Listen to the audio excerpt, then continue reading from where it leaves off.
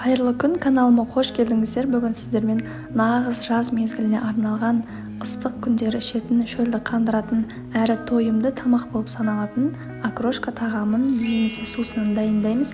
Міндетті түрде каналға тіркеліп, жаңа видеоларды жіберіп алмас үшін қоңыраушаны басып қойыңыздар. Бізге қажетті заттар, яғни ингредиенттер, олар көкпияз, қияр, редиска, тұз, колбаса, картоп және жұмыртқа. Картоп пен жұмыртқаны алдын ала суда пісіріп аламыз. Алдымен барлығын бірдей көлемде көкпиязымызды видеода көрсетілгендей турап шығамыз. Дәл осы окрошка тағамымен сіз артық салмақтан да арыла аласыз.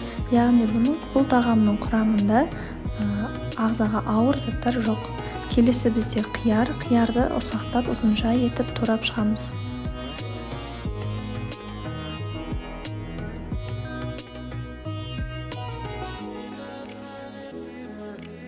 Редисканы да қияр секілді ұзынша етіп турап шығамыз.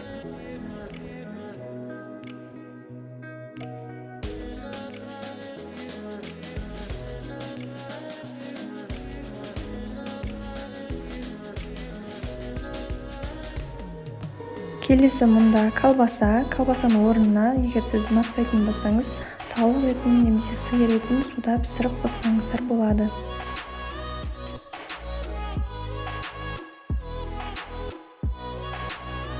Жұмыртқамен суда піскен картопымызды да 4 бұрыштап майдалап турап окрошкамызға қосамыз.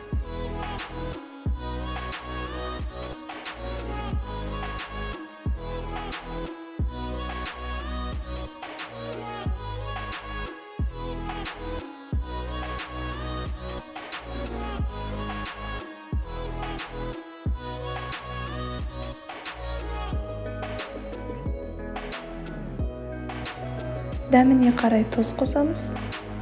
Және де айран міндетті түрде қосыңыздар. Менде 2,5%.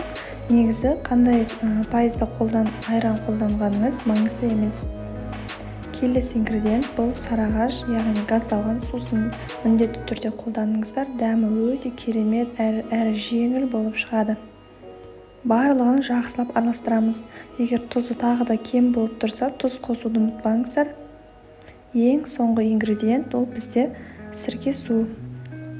Жарты шай қасық сірке су жеткілікті.